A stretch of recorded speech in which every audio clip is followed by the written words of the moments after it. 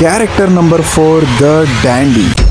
ಈ ಕ್ಯಾರೆಕ್ಟರ್ ಯಾವ ರೀತಿ ಸೆಡ್ಯೂಸ್ ಮಾಡುತ್ತೆ ಅಂದ್ರೆ ದೇ ಓನ್ ದೆಮ್, ಅಂದ್ರೆ ಅವ್ರನ್ನ ಯಾರು ಕಂಟ್ರೋಲ್ ಮಾಡಕ್ಕಾಗಲ್ಲ, ಅವ್ರನ್ನ ಅವ್ರು ಮಾತ್ರ ಕಂಟ್ರೋಲ್ ಮಾಡ್ಬೋದು. ಅವರು ಯಾರನ್ನು ಖುಷಿ ಪಡಿಸೋದಕ್ಕೋಸ್ಕರ ಬದುಕಲ್ಲ, ಅವರು ಬರೀ ಅವರ ಹ್ಯಾಪಿನೆಸ್ ಗೋಸ್ಕರ ಬದುಕ್ತಾರೆ. ಅವರ ಡ್ರೆಸ್ಸಿಂಗ್ ಸೆನ್ಸ್ ಅಲ್ಲಿ ಅವರದ್ದೇ ಒಂದು ಯೂನಿಕ್ನೆಸ್ ನ ಕ್ರಿಯೇಟ್ ಮಾಡ್ಕೊಂಡಿರ್ತಾರೆ ಕ್ರೌಡ್ ಇಂದ ಸೆಪರೇಟ್ ಆಗಿ ಕಾಣಿಸೋದಕ್ಕೆ. ಫಾರ್ ಎಕ್ಸಾಂಪಲ್ ಮಹಾತ್ಮ ಗಾಂಧಿ, ಸ್ವಾಮಿ ವಿವೇಕಾನಂದ ಇವರೆಲ್ಲ ಅವರದ್ದೇ ಒಂದು ಸೆಪರೇಟ್ ಕ್ಲೋತಿಂಗ್ ಸ್ಟೈಲ್ ನ ಇಟ್ಕೊಂಡಿದ್ರು. ಇದು ಎಲ್ಲರಿಂದ ಆಗಲ್ಲ, ಇದು ಬರೀ ಯಾರು ಅವ್ರನ್ನ ಅವರು ಕಂಪ್ಲೀಟ್ಲಿ ಓನ್ ಮಾಡಿರ್ತಾರೆ ಅವ್ರ ಕೈಯಿಂದ ಮಾತ್ರ ಸಾಧ್ಯ. ಮತ್ತೆ ಇವರು ಬಿಹೇವಿಯರ್ ಮತ್ತೆ ಮ್ಯಾನರ್ಸ್ ನ ಮಾಸ್ಟರ್ ಆಗಿರ್ತಾರೆ. ಅವರಿಗೆ ಗೊತ್ತು ಎಲ್ಲಿ ಯಾವ ರೀತಿ ಬಿಹೇವ್ ಮಾಡಬೇಕು, ಯಾವ ರೀತಿ ಮ್ಯಾನರ್ಸ್ ನ ತೋರಿಸ್ಬೇಕು ಅಂತ.